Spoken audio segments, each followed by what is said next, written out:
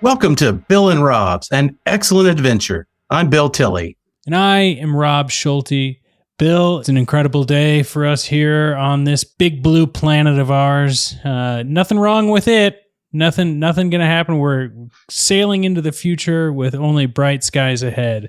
How are you doing, Bill? I'm doing great, enjoying the status quo of the food chain and the fact that my species is still at the moment the dominant force on the planet. But I got to admit, the rest of it's coming up fast. So what we're going to talk about today is kind of hitting a little closer to home than it ever did before. Today's a big day, though. I mean, why don't we let the people in on what's going on? Today is a really big day. Today we are going to discuss the sequel to Planet of the Apes, Beneath the Planet of the Apes, and we're going to discuss it with a special guest. He is the driving force behind the Mego Museum, the Plaid Stallions website, the Pod Stallions podcast, the Brickman Tooth YouTube channel. He is a really great guy. I've been enjoying his content for years, and he is a predominant authority on the Planet of the Apes franchise, in my humble opinion. I'd like to introduce Mr. Brian Heiler. How are you, Brian? Not too bad. Thanks for having me. I rarely get referred to as special in a good way. Well, you're on the right podcast, let me tell you. You know, we were talking before we hit the big red record button, but Bill and I have been doing this for a little while now. Started as just like lockdown hangouts, and then we're like, hey, there might be something here. And then Bill would share his thoughts on toys and old films, and I would be like, oh yeah, I kind of have that connection too, but I'm about 10 years younger than you, so I see it in a totally different light. And then we're like, I think we got something here. And so we did a series on the Predator films. Mm-hmm. We did a series on pre-MCU Marvel films. And now I was like, Bill, I must revisit the Planet of the Apes. And he was like, okay. And I was like, and I think we need to go in chronological order. So we had to watch the newer ones first with James Franco and whatnot.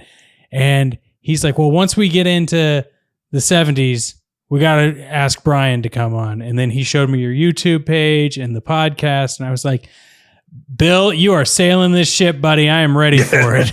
This is a huge obsession of mine. I do like the newer films, though. Interesting. I still consider the original is more fun and rewatchable. I think that's kind of where we've been landing as well. Yeah.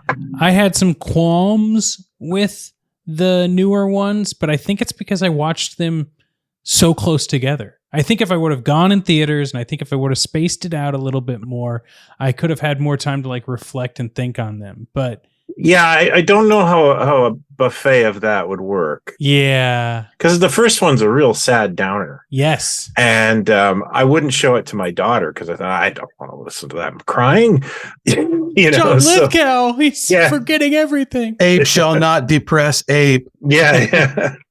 And so, but I gleefully showed her many of the classic ones, sometimes against her will. That's what dads do. That's what dads do. Yeah. Yeah. Well, Bill, let's get into today's episode. Should I read the back of the VHS box? I think you should. Let everybody know what we're getting into. Read the back of Beneath the Planet of the Apes. I'm glad you're doing it because I would need my special glasses. Well, I definitely am bringing out the telescope for this one. The Hubble, if you will. Let's see here. So the problem we had last time, the only VHS copies of Planet of the Apes came many years after it came out, so it was already setting up the first in this series, and so we couldn't find a great back of the box. But let me tell you, this Beneath the Planet of the Apes back of the box, strap in, gentlemen, featuring Charlton Heston and James Franciscus. This sequel picks up where Planet of the Apes left off, with astronaut Brent crashing through the time barrier in search of the vanished Taylor. He arrives on a future Earth where talking apes rule, and the last intelligent humans, a race of mutants who practice thought control, dwell in a subterranean city. There, they worship one remaining nuclear weapon, a cobalt bomb capable of destroying the entire planet and all life on it.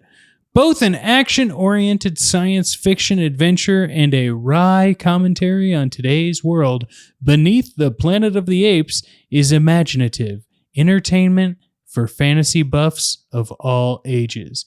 Was wry different in the 70s and 80s than it is today. Well, it was probably in a liquor cabinet. Yeah, that's true. It just amazes me because I'm holding the Blu-ray here and it is like 2 scant paragraphs.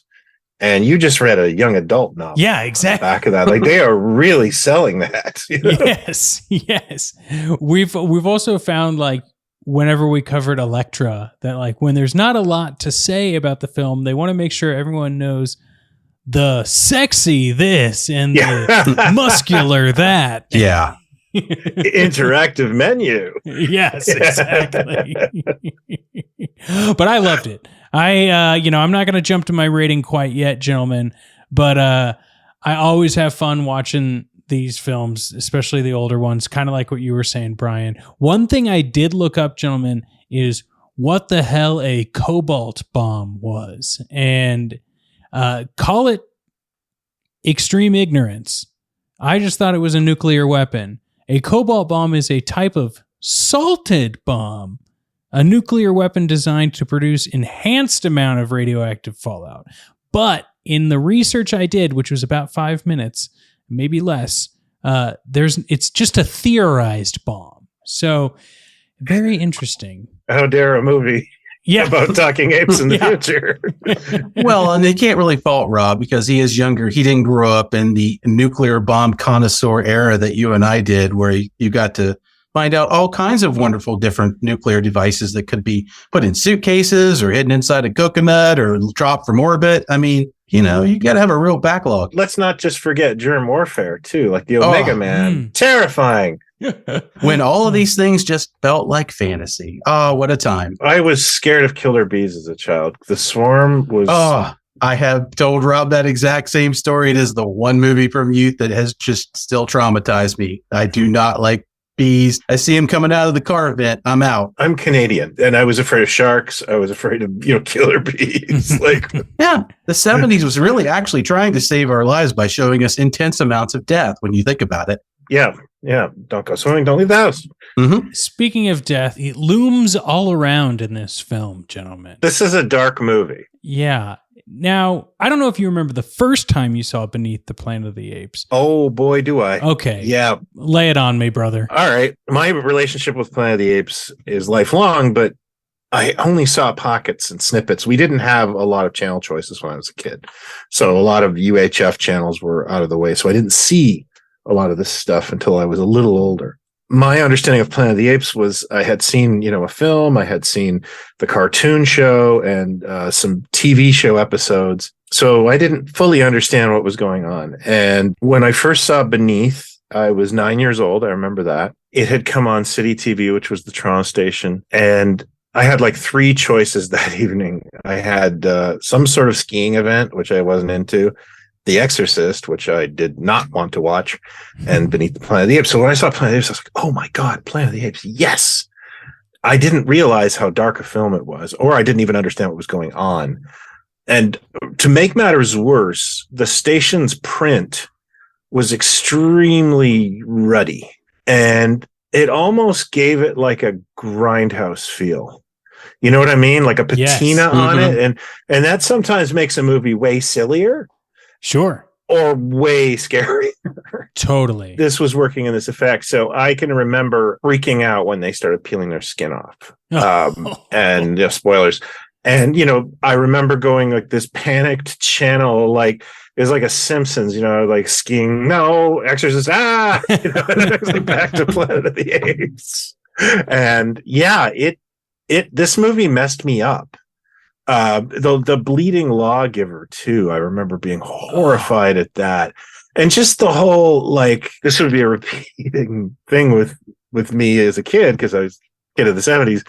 Downer endings, terrible downer endings for movies, and I thought about this a lot. Now I want to say as an adult, I love it. I'm kind of mildly obsessed with it. And I think it's my repeat go-to. It may be the top one next to Conquest. Ooh. Those are just like my 2 favorites. And I also love Battle. Believe it or not, I don't rewatch the first one a lot, but if it's on TV, I can't turn it off. I think that's a sign of a great film, though. Really. Oh, yeah. Yeah. Yeah, it's entirely why we started doing this podcast, because we were thinking all these films, and it's like we kind of have sort of a tagline that even a bad movie can be a good time, which doesn't mean that a movie sets out to be bad. There's so much good behind a movie that sometimes gets a short shift or sequels or forgotten. And, that's kind of our search for things like this is what kind of fun can you have with it? Sometimes it's easy, sometimes it's hard. And I am always predispositioned with sequels to be like, you're kind of set up for probably failure. But this brought me back to a time as I'm watching this. And I'm with you, Brian. It's a different experience as an adult as it was as a kid, because I saw these very infrequently and usually on a cable channel that was mid-Saturday afternoon, and you might catch it, you might not. And you catch the end of it and you don't know what's going on. And I did not know about the TV show. I hadn't seen the cartoon, but to watch this again and be like, man, this is a real piece of filmmaking. Like, they put a lot of effort into a thing, and they had a lot of issues they had to overcome, and they managed to squeak out a movie that's pretty awesome in a way that most sequels are not today. So it was really great to rewatch this. Yeah, it's funny too, because this comes from the era when franchises and sequels were looked down upon. That was cheap B-movie stuff. And they went out of their way in this one to go, no more sequels. Yeah. And they still, that was an artistic choice. Yeah. And they still made 3 more after.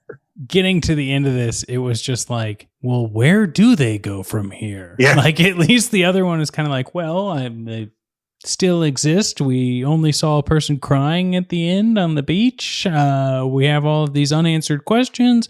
Mm-hmm. This one, I have not seen a Planet of the Apes past Beneath the Planet of the Apes. So I'm along for the ride as we go through these. Oh, so you don't know. That's amazing. I know that another movie happens. I don't know what happens. So yeah, and it was amazing reset when we watched Planet of the Apes, because you kind of remember a thing differently if you haven't seen it in a long time too. And also you kind of get caught up in just the snippets of things that are said about it over the years. The Statue of Liberty, this is Charlton Heston. He's a screen idol. And we watched the movie and it's like, Taylor's kind of a jerk. He's a misanthrope. Total. He makes really awful decisions based on certain things. He's a sexist. He's got an insane laugh 10 minutes in. And you're going, well, lots of these things aren't good. And the people, nobody's really doing things that are for the best of everybody. You've got all this social stuff in your head of being an adult. And you're like, this is really strange that this is ever got toys made out of it. Why? Why would you do this? This is like Alien. But you see the appeal of it, like just talking apes versus man. It's like, okay, like I said, if I was a kid, I walked away with something completely different from viewing this movie than I did as an adult. And I saw this movie in the theater a few years ago, and Fathom Events did a rescreening in an actual movie theater. Oh, really? Yeah. Oh. It was I think it was their anniversary. I can't remember exactly which one it was, but that was wild, because to see it on the big screen and be focused on the story, not just what was going on. It was like, there's a lot to this movie that I did not get on the first viewing. Yeah, to me, that's the ultimate, is to be actually like films you've only ever seen on a small screen, going to see them on the big screen. It's like, it's an awakening almost. Totally. I remember seeing 75 millimeter print of The Shining in the theaters, but it was like what you were saying, Brian, like maybe not the most upkept copy.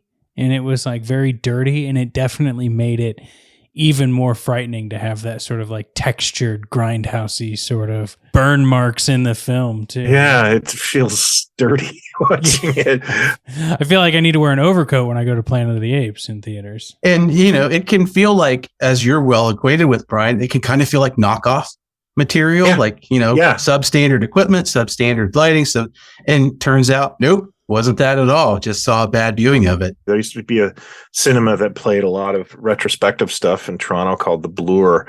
And when they would just be playing Muzak while you were waiting for the movie, it would be a warped record, which was one of my favorite touches ever in any. That's amazing.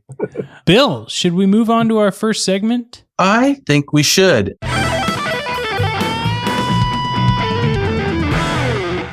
This segment is called Evolutionary Studies. So, of course, we'll just be discussing the interesting, the fun, the shocking, the trivia, whatever really jumps out to us as something we discovered once we were watching this film and doing our own research afterwards. So I can go first with one of mine. I picked out a couple, guys, and I know you guys are more of the professorials of the School of Ape, so bear with me on this. But I thought it was pretty interesting that Orson Welles turned down the role of General, is it Ursus? Ursus, right? Yeah, okay.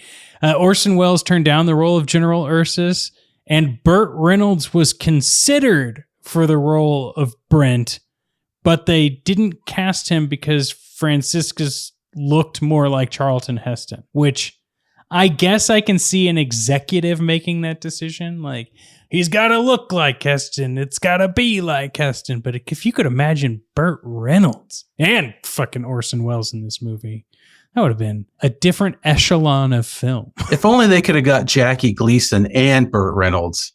It would have been a prequel. Yeah, I just want to see General Ursus running around in a wagon going, I'm going to get you, you aping some bitch. You know, the guy who played Jackie Gleason's son in those movies was a Tarzan, Mike Henry. So you could like have an alternate storyline there. I love it when we spin down this rabbit hole. Yeah, I live in a rabbit hole. Yep.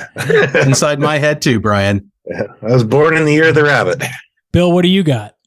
So I found it interesting watching some of this, that the budget for this movie was set around $5 million, which was a little less than what the original movie had, but it was pretty good. But when they got into production, Fox lost a bunch of money on some big movies like Hello, Dolly and Tora, Tora, Tora. And they cut the budget in half to about $2.5 million roughly. And that is a huge, huge hit, especially for a science fiction movie. And one big way that you see where they cut some costs in this movie is all the scenes with the ape extras. And there are a lot of ape extras in this movie. A bunch of them get saddled with some very, very bad Party City ape and chimpanzee and orangutan masks. That Superman costume with the rubber band. Yeah, and I get it. Like Gilbert Gottfried had a great bit about that he milked for 30 years about those background masks. Sorry to interrupt. No, that's awesome. Yeah, I mean, you see, like you can see the eyes are popped out, that they're clearly wearing it. Oh, their mouths are just gaping open. Yeah, and correct me if I'm wrong, Brian. I think the ape that chases Brent and Nova the first time, the singular one that shoots him in the arm, I'm pretty certain he's wearing an ape mask. It's very possible. Because he has no black around his eyes, which they would have for the appliances. His mouth never moves because he never yells, "They're over here." It's just solid looking. I could be wrong, but I think there was two different kinds of rubber masks used. Like, I think the ones we really notice, I think they focus right in on Zira clapping at one point. It's like, this is a bad shot because you just get like every dime store mask behind her. And then there was just some like really hastily applied stuff going on there as well. Yeah, it's a real shocker and they do linger on it long enough to see. So from a distance, they're not bad. And I'm sure that probably saved a bunch of money, but I don't know why they kept any of these in the close up. They pretty much avoided crowd scenes. Like they filmed the Conquest at night mainly. But yeah, I think they were even aware of how that looked. Once the letters started coming in after this one, they were like, guys, we got to fix it next time. You don't see the cheating so much in the next three as you do in this one. At least, that was my takeaway. I've never really noticed. I think there's a few in Conquest, but there's so much going on, you don't care. You're not focusing on soldiers walking. And you don't see it in the first one because there aren't really big, solid crowds of apes in the first movie. Yeah. I didn't spot any at all. If I went back and watched it again, which I'm sure we'll kind of be on the lookout for, but it didn't set you up for that in the first one that, this is a thing we had to do. Yeah, no, I don't think it existed in the first one. This was definitely a cost-cutting measure. For sure. Because the first one was a real painstaking job, and they had good money. Well, Brian, is there any factoids we haven't talked about yet? I would like to go to Bill's point about how 20th Century Fox lost money on Hello, Dolly, but saved money by using the sets in Beneath, particularly that big staircase the mutants are on.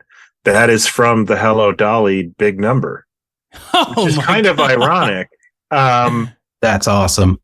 And yeah, the Franciscus thing is weird. It's almost like they were going to try and, double Heston. Yeah. Heston, he had a no sequels, no. And then the president or whoever helped him at Fox begged him for a sequel. Like, we greenlit this thing for you, so you have to come back. And he kind of worked it out where he's in the film for like 15 minutes. And I think Heston wanted there to be no more sequels. So he said, you got to blow up the world or something. And that's where this comes from. That ending is to appease Charlton Heston, but also they needed him. So it's this kind of, 50-50 thing. And this is the only movie in the series without Roddy McDowall. Oh, yeah. He is played by an actor by the name of David Watson. Not a really well-known actor, and this is just a weird little oddity, and it's hard to find pictures of him, but Bill will understand this, that Mego did not have the likeness rights for Charlton Heston. So they just released a generic figure called Astronaut. And it's this brown-haired guy with huge mutton chops. And it looks exactly like David Watson. Like, to where you're like, was there just a picture of David Watson in the materials they gave Mego? And, you kind of wonder what's going on. I have no evidence of that, but I love that theory, though. Yeah, me too. Yeah, when I look at the astronaut Mego figure, now it makes me kind of think in a way of the Spaceballs costume, just in that helmet. I guess it's more kind of Star Wars Death Star commander type of thing, but it's just, I loved it. It was just the time of genericness that you could just do this. I'm like, we just stick a head on something and call it astronaut. Good enough. Because probably no kid was like Heston or nothing when they came to Kresge's to buy their Mego figures. And the other thing was, and I love this, is I know for a fact that you could do anything you wanted with Planet of the Apes and they would approve it. But I remember Marty Abrams telling me when he signed the deal for Star Trek, the guy just said to him, do whatever you want. And it was like, there was no, people are like, why does the Mugatu have clothes? Because no one cared. Like, there was just, I think whatever Mego paid Paramount, this guy got 10% of that. So he's pro-capitalism. Yeah. Well, that's ironic because that would have made Gene Roddenberry proud too, because he liked to make some money on that. Apparently he got shafted, but that's for another podcast. True. Well, the shafted pod with Star Trek toys is something I would definitely listen to. Bill, before we move on to the next segment, it looks like you might have another fun little piece of trivia here. Yeah, I found this interesting because, looking into the backstory of the movie, of course, all movies have drafts and different endings and rewrites that go along the way. This movie had apparently a lot of first drafts because they were stuck with the idea of when they made the movie, it's like, well, how in the hell are we going to make a sequel to this movie that's story basically ended? Sure, yeah. And nobody really wanted. So one of the drafts had an ending where they wound up about 50 years in the future after the end event, which was more of a happy ending, no bomb, everybody sort of survives, and Heston and Nova have gone off and built a life. And there's a new society, and they went so far as to create a half ape, half human child. Yeah, there's a test makeup. Yeah. Yeah, and they went for test makeup, and the studio was like, no. Because that's going to play real good in the South. Yeah, they actually were like, that's going to sound a lot like bestiality, and we're going to say no to that, and that's going to cost us our G rating, and that's our family market, and we want the movie to make money. Yeah, and back then, a lot of risque stuff got a G rating. Yeah, and that's the thing, the Planet of the Apes, I had forgotten that these movies were G rated, and there you see Heston's butt in the first movie, and there's blood and a lot of cursing and stuff. And it just reminded me of how, back in the day, you could watch a movie and it's like, really? You know the movie The Naked Prey? I've heard that title. It's a really brutal, awesome movie about a hunter who's captured by a tribe in Africa, and they do the most dangerous game thing. Like, it's got some brutal stuff in it. And my friend goes, I saw this when I was 6. I just went to the movies, Well, and then it wasn't until the 80s that there was anything really beyond. Didn't it used to just be like G and then PG, and then X. Yeah, it was a really wide measuring stick. Like you look at the stuff that's G-rated now, like the Hammer movies were G-rated. Yeah. And you're like, what? That's wild. Yeah. I feel like part of that rating system might have been things that were like, well, nobody's going to believe this is real. They know they're watching a fantasy. And so you had a lot of leeway, but they applied that. I think the ratings board guys all had action in World War II and were just like, that's nothing. You're a baby. Oh, that is a magnificent theory. Well, speaking of magnificent things, I think that we can move on to our next magnificent segment. This segment we call Oohs and Ahs, or if you want to get real silly, Oohs and Ahs. These are the likes and amusing moments from this film, Beneath the Planet of the Apes. I started last time. Brian, let's start with you. What was something that you really liked about this film? I do like the expansion into the Planet of the Apes universe. I was left wanting more. And one of the things I really love about the film is its design, particularly the old New York.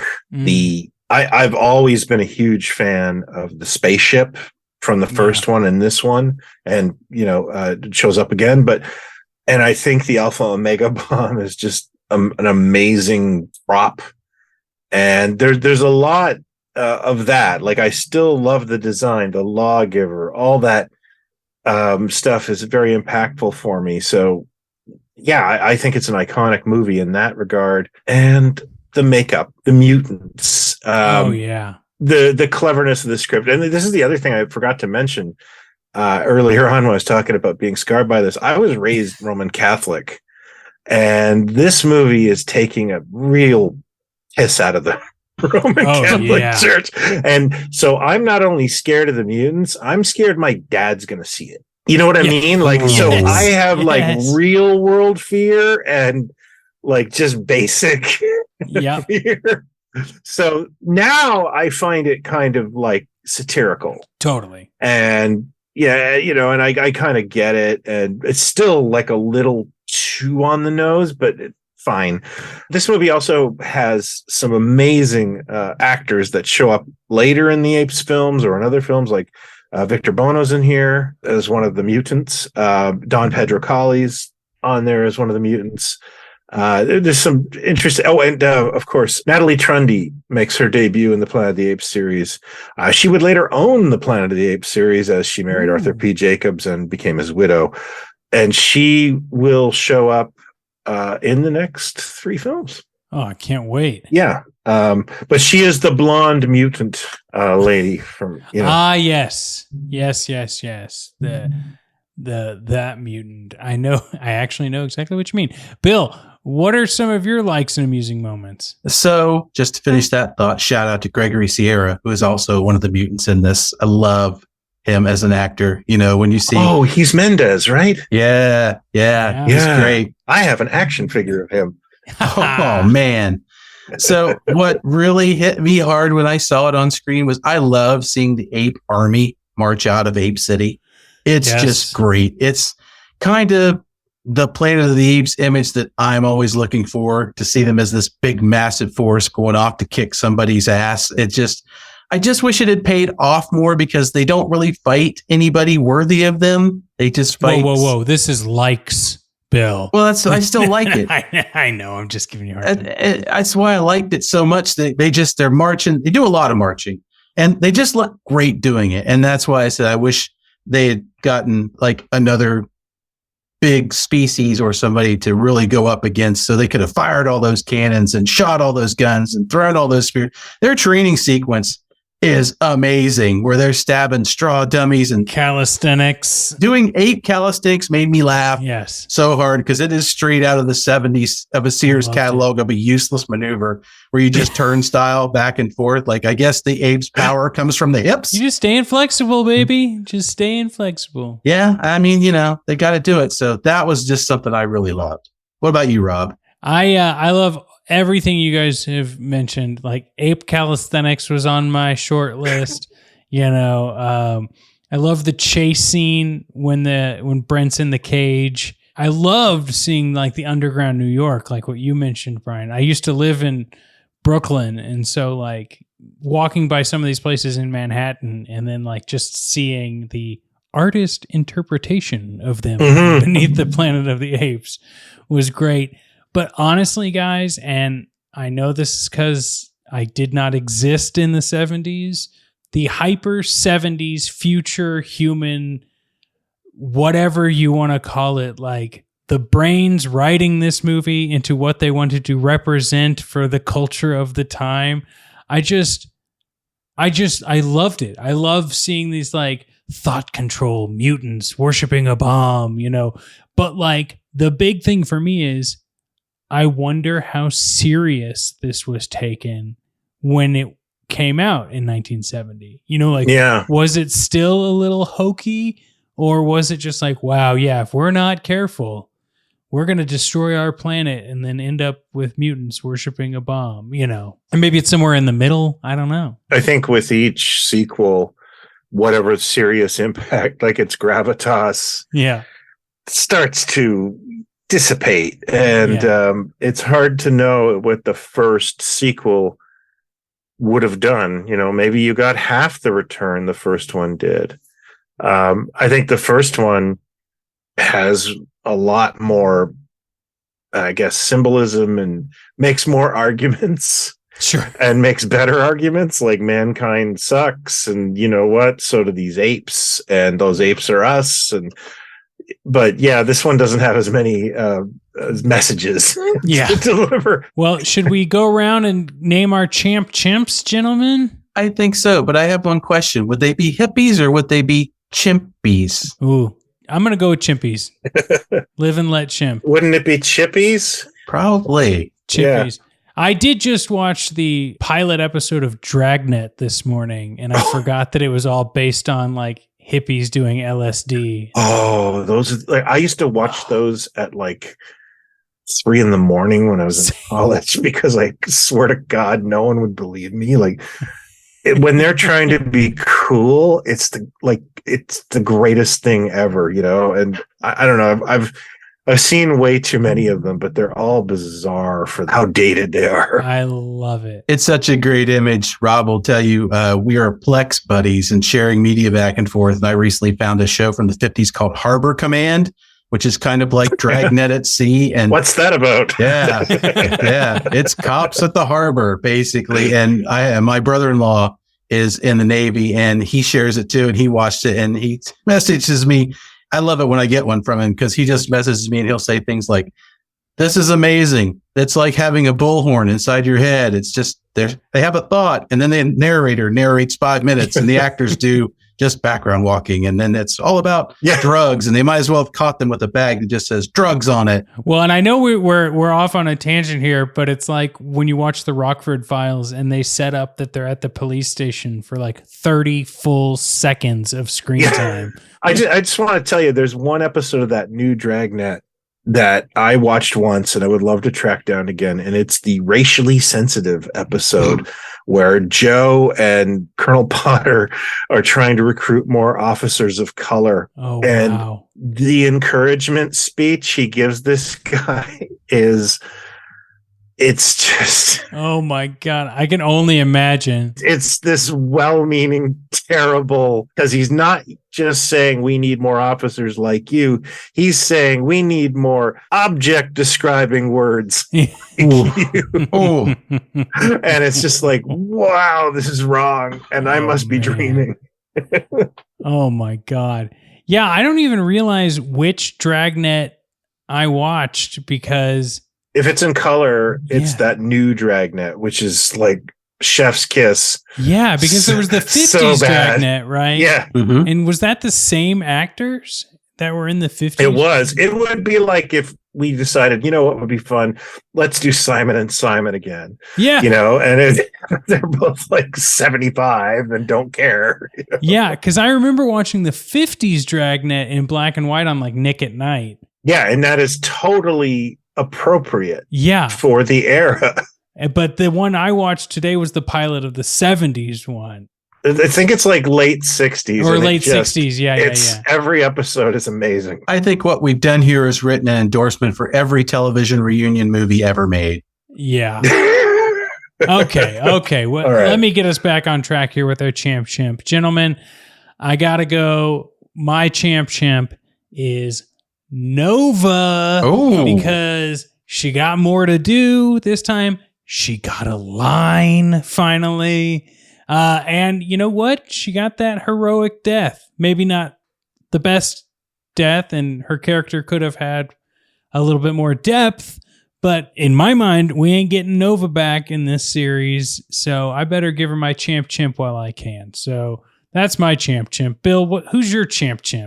So my champ is actually behind the scenes on this one. I'm giving it to director Ted Post. You know, he got his budget slashed. He got handed an ambitious movie sequel that only really the studio bean counters wanted, and not a lot of other people started out wanting it. And he managed to make a really good product with all this. He made a really great sequel. Maybe it's not the sequel that everybody wanted, or it could have been, but the end result is undeniably fun and really great to watch. And it solves a good bit of the pacing problems, Rob, that we talked about from the first movie. It's not just a straight rehash, even though he's even got an actor that looks like Charlton Heston. So I give it to him for making some, I was going to say chicken salad out of that, but I guess it's an Apes movie, so I'll stay away from that particular reference. Banana salad. Yeah, banana salad from squash bananas. Yeah, I love it. Brian, who's your champ? I would have to give it to James Franciscus. Ooh. Because he was put in an unenviable position. And that is the star of this franchise, major Hollywood star, Mr. TV guy, is only available for 15 minutes. And then the audience has to watch you for, the other 75, I'm assuming. I don't even know how long Beneath is.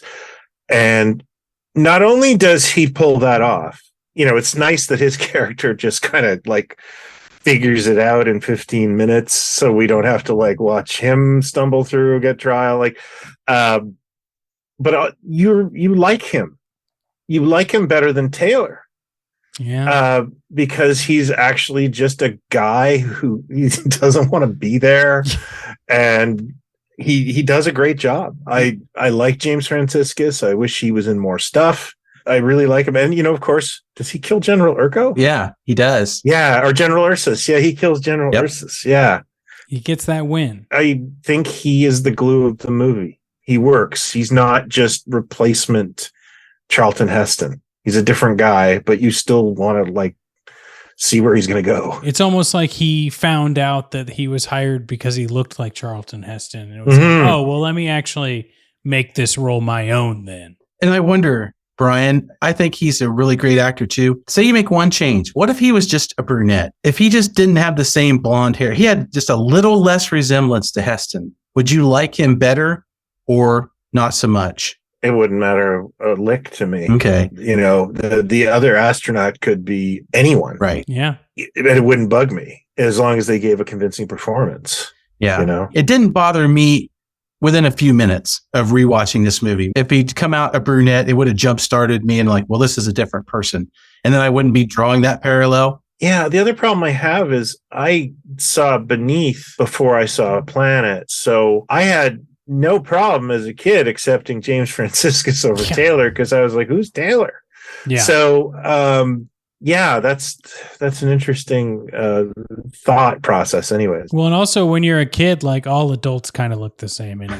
Yeah. They're all just big and big tired and looking. hairy. Yeah. Yeah. They all kind of look like apes now that I think about it. Hey, you just gave us an idea for the t-shirt store, Rob. We could have one that says, who's Taylor? I'm a Beneath kid, and just see who gets it. I love it. Bill, we got to start putting out these shirts. We do. Brian will buy one. I know that for sure, right? Yeah. So, guys, we've talked about the positives. We've oohed and awed over this whole thing, but we must find out what drove us all bananas. So I know through this entire thing, it almost sounds like I'm saying the opposite of what I'm trying to say, which is kind of a joy for this sequel. But one of the things I don't care too much for is, as much as I like James Franciscus in this movie, the writers have given Brent some bad decisions that he makes throughout the movie that jump out, which Cheston had the same problem in the first movie. So this is not on him directly, but like when he first meets Nova, they take off and he takes no supplies into the desert with him. He just jumps on the horse and splits. I can breathe. I'll be fine. Yeah, but I would have at least taken the shovel. You can at least hit somebody with it. So you might need to take a ditch. He doesn't know where he's going. When they get to Ape City, he's kind of not really hiding well behind that one shrub in the middle of it. And yeah, he's doing Doctor Who hides. He does. He changes out of his astronaut suit. Instead of burying it or anything like a spy would do, he just chucks it on the ground like 5 feet outside the city limits. I mean, they're little things, and they don't, in the end of the thing, take away from it. But he is the hero, so I would have liked to just tweak those just a little bit. If he'd left, like kind of like the hair, if he'd left with the canteen of water, if he just, shoved the astronaut suit under a little bit, I would have liked it a little bit better. But I blame not him. That's a writing thing. He's writing what's on the page. So that really is on the fault of the writers and not Brent himself, which is why I still like him. So I don't hold it against him personally. No, that makes sense. Brian, what drove you bananas? I have never been a fan of the steam bath scene.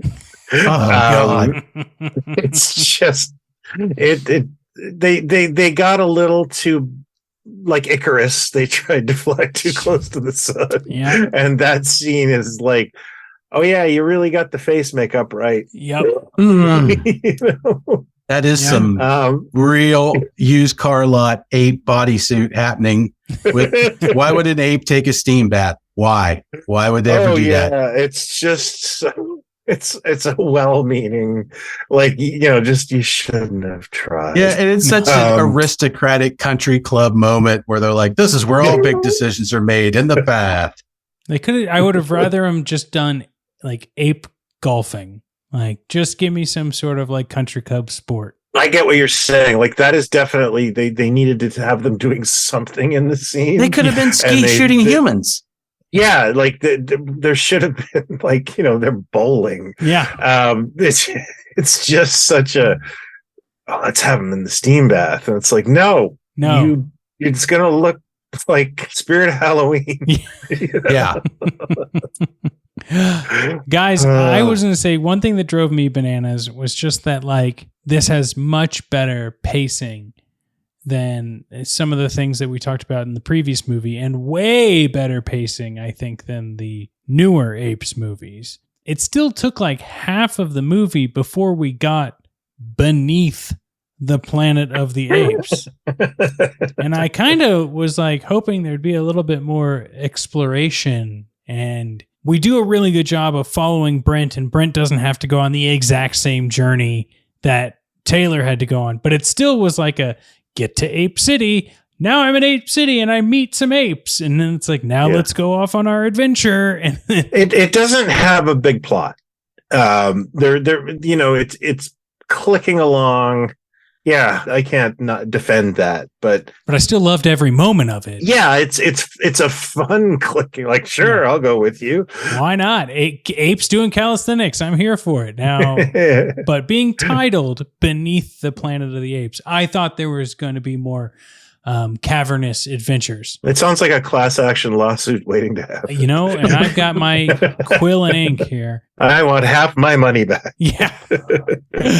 Bill, do you have any other things that drove you bananas before we choose our dirty apes? So one of the things that drove me bananas, all you have to do is go to the credits of this movie and watch it and see the listing for Don Pedro Colley, who I've got to call out was magnificent as Sheriff Little from the Dukes of Hazzard, and Victor Buono. Their listing of names that they're credited as is not great. And to the point where I don't really want to repeat it here. So just go look it up, because you need to go watch this movie. So when you do watch it, you'll see it when it gets to the credits.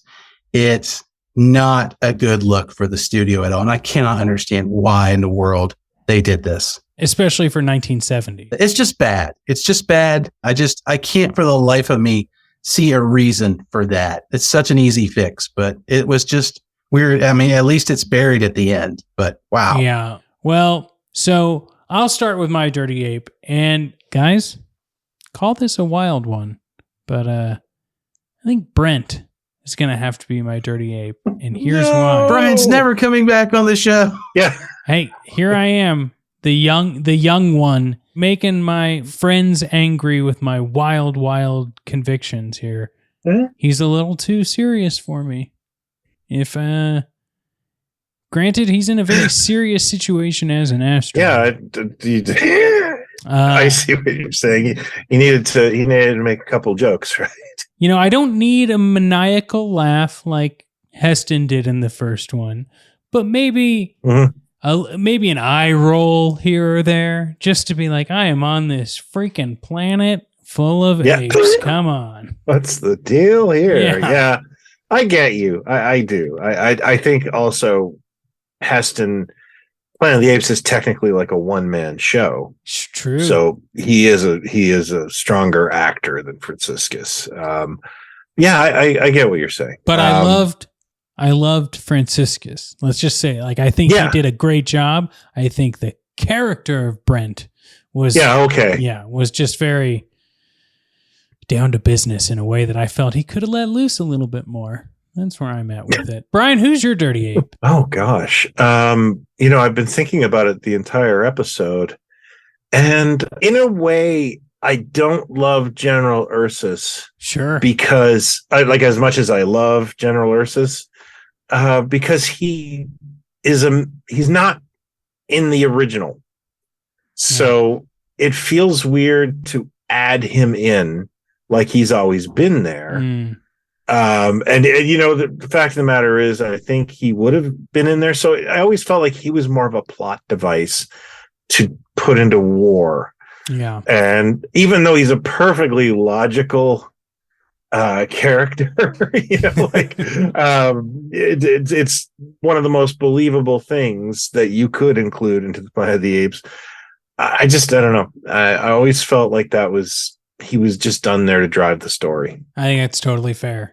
Yeah. Do you think maybe that Ursus supplants Dr. Zaius as sort of the quote villain unquote of this particular movie? Because Zaius kind of came to grips. Yeah. And because what I've noticed is this movie, Zaius takes a different approach that at the end of the movie, he's ready to put Cornelius and Zira in jail. Who knows what's going to happen to him? He's lied. He's defended the faith. And in this movie, he's kind of more sympathetic to them. Apparently, he didn't put him in there. And so they needed a stronger bad guy for this one. Yeah, maybe. I think you're right. I think the Zaius getting warmongery in the second one would have felt insincere because he almost felt empathetic to Taylor at the end, because he knows he's going to find out that his civilization died and that Zaius knew all along. And I don't know if the threat of one man would have panicked Zaius. So you're right. I think they had to flip the script, I guess, and just create this character, which, sometimes feels organic, and then other times a new character feels a little inorganic. But I don't really hate the character. I think well done, well acted. And it makes sense that they would have a leader of their army, And I totally feel like that fits the criteria for Dirty Ape, Mm-hmm. I think you can love the player, hate the game of Ursus. Bill, who's dirtying up your ape world? My dirty ape is once again a behind the scenes, but I don't know who it was who thought it was a good idea. Is this Steam Bath again? Is this? No, it is not. It's probably more offensive than that.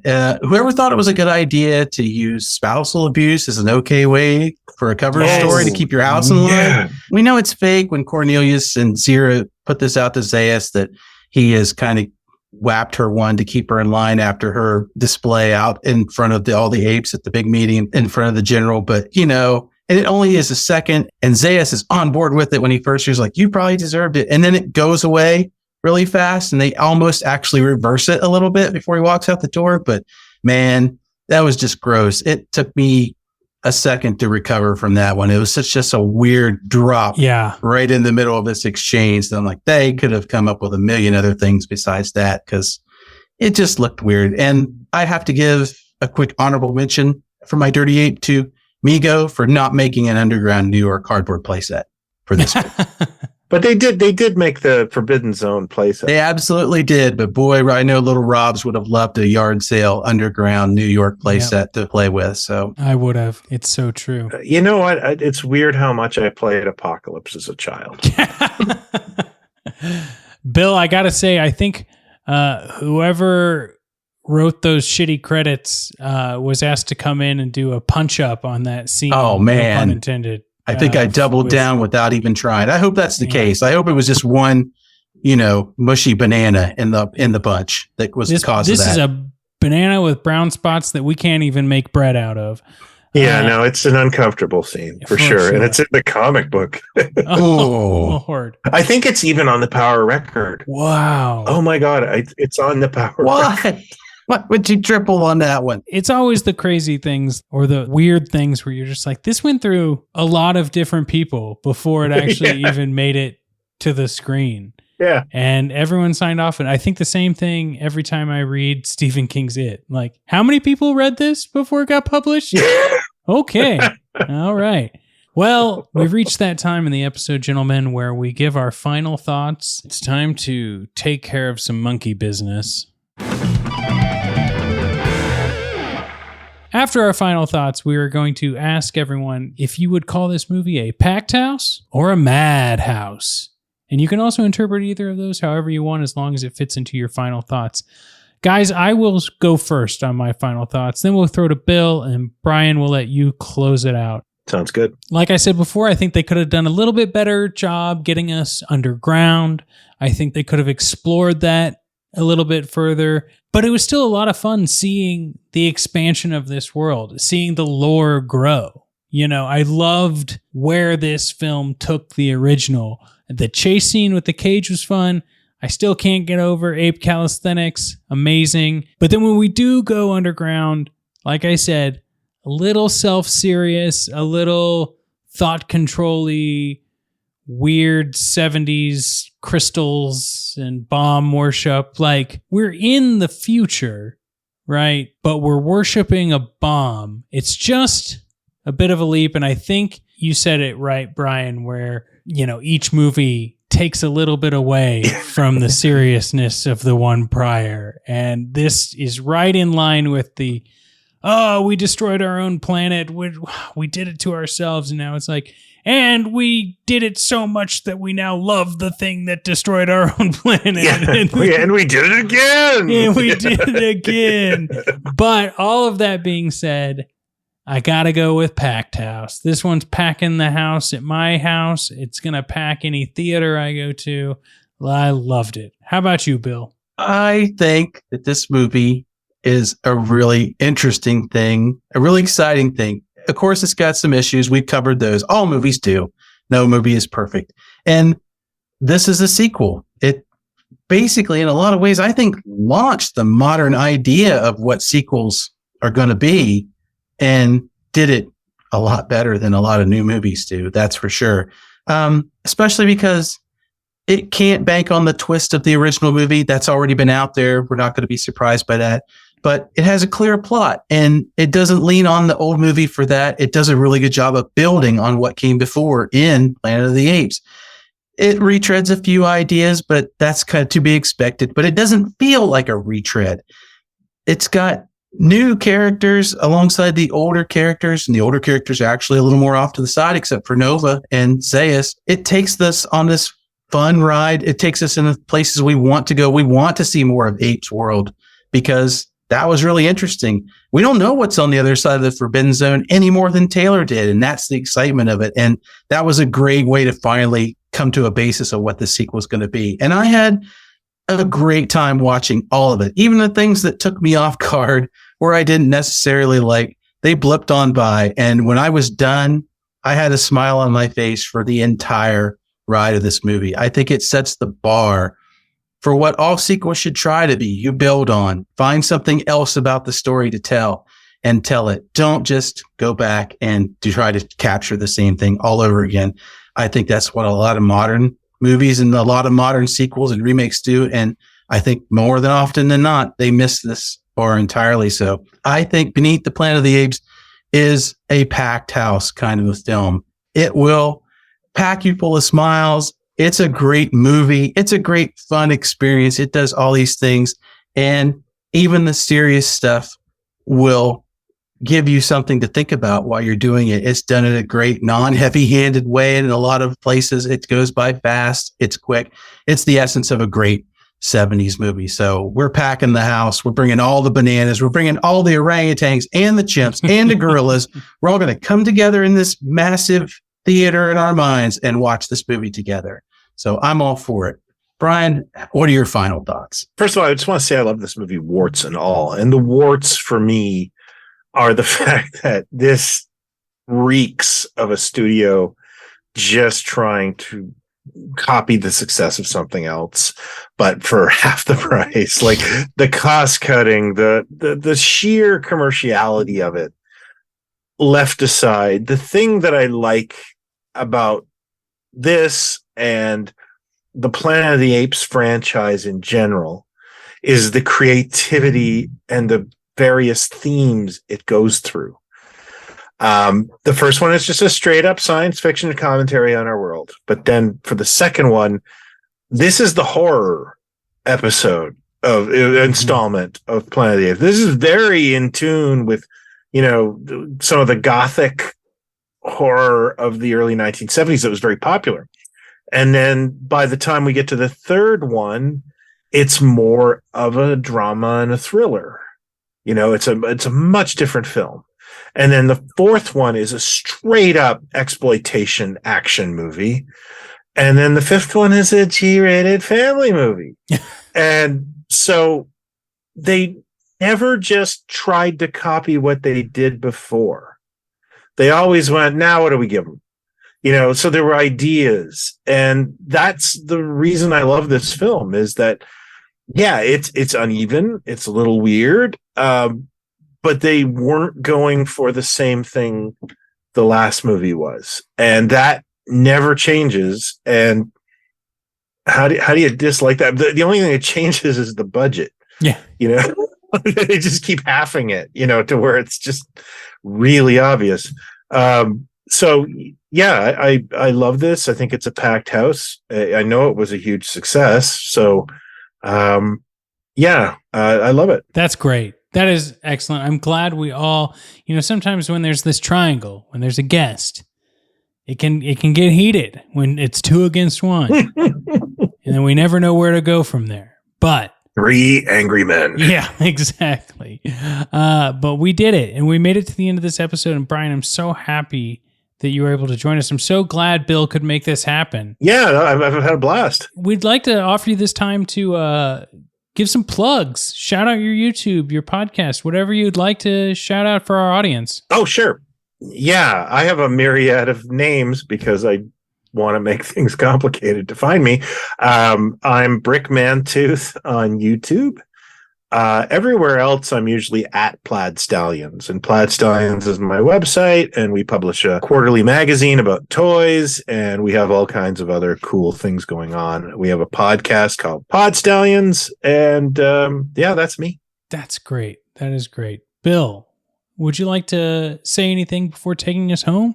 I would. I'd once again like to echo Rob. Thank you so much for coming on, Brian. Dear listeners, I am a connoisseur of all the things that Brian does. If you are a child of the 60s and 70s and you haven't checked out any of his material, you really need to. It speaks to all the things that we love. It'll make you feel happy and nostalgic and warm watching him review things that we'd forgotten about and bring up memories that might have been long forgotten. And don't let that stop you if you're from the 80s and beyond. It's great stuff. I'm looking at my copy of Toy Ventures magazine right now with Dr. Zayas on the cover. So check out everything that he does. It's one of my best-selling issues, actually. It was great. It was as close to getting a new Sears catalog that I could look at the toy section in the mail than I've ever seen. That's what inspired the magazine, believe it or not. So thank you very much for coming on. It was great. And, we'd love to have you on again in the future for anything you'd like to talk about. Rob and I like to get into some weird movies when we can. When we did our Predator series, we started off with Robo War, the Reb Brown Italian knockoff. I love that movie. Yeah, we do too. So that's a Bruno Mattei. Yeah. Reb Brown saves that. He's not bad. he's discount Arnold, but you're like, yeah, this is not bad. Nope. Yeah. He's got a yell that is second to none. Yeah, no, I ended up, I don't really like a lot of Bruno Mattei's films, but that one is like, all right, you win. This is you gold star. What was I going to just say? Oh gosh. Red Brown. If you do Caddyshack 2, I'm your man. Bill, we got to throw it in after Apes. Let's do that. Wow. I do love the idea of a series of only sequels too. Fletch 2, I'm there because I was also the only guy in the theater. Well, I was there with you because I still have my Fletch Lives poster that I bought at college that hung in the room, and nobody understood why I had that movie poster on the wall. But and they still question it to this day. I get questions about a lot of things. I understand why we like each other. I think so. Well, Brian, Bill and I are going to stick around and do some closing credits and wrap ups and make sure people hit up your stuff. But really, we will be reaching out again when we have some more stuff, especially Caddyshack 2. I am down. Yeah, no, real blast, guys. Thanks very much. Thank you. Cheers. Bill, Brian was great. Thank you so much for bringing him into the forefront. His YouTube page has been so much fun to watch. I love seeing all of these old toys. I cannot believe I didn't even know the magazine part of it. Yeah, he does a lot of great work with the magazine. So I am a genuine fan of all the stuff he does. That is not just me plugging a guest. So go check it out if you want to have a good time. And I see so many things that I wanted so bad as a kid in that magazine. Yeah. Well, let's say some nice things about other people as well. I want to thank Mrs. Colombo for listening to these episodes, making sure we're right on time. Rob Adler editing these episodes, doing a great job. Love having you on the team. Draxium, Dr. Z for that kickin' theme song. Jothan for our kickin' show art. And you, listener, for being a Patreon member. Thank you for joining our Patreon. And hey, maybe we busted this episode outside of the paywall, Bill, because it was so good.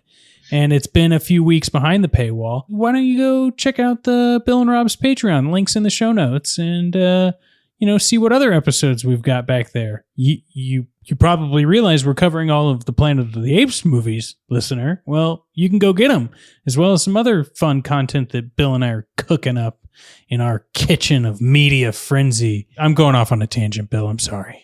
That's all right. That's what we base the show on. It's just one big, long tangent that just never ends. But hey, it's fun doing it.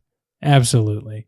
Well, I look forward to doing it again and again. And I guess next time it will be with another Apes movie that I have never seen. What do we have next? Is it Conquest? No. Next up is Escape from the Planet of the Apes. That's right. Escape from the Planet. So we'll have Escape, and then we'll have Conquest, and then we will have Battle. Right? Uh-huh. Wow. And then, hey, maybe we'll visit that Tim Burton one at some point. You never know. Yeah, I'd say it's a good bet. But, the best thing you can do is keep listening and find out, dear listeners. You never know what's going to pop up in this Patreon. All right, Bill. Well, I'll see you next time. All right. Rick, can't wait to go ape with you again, Robs. See ya. Bye.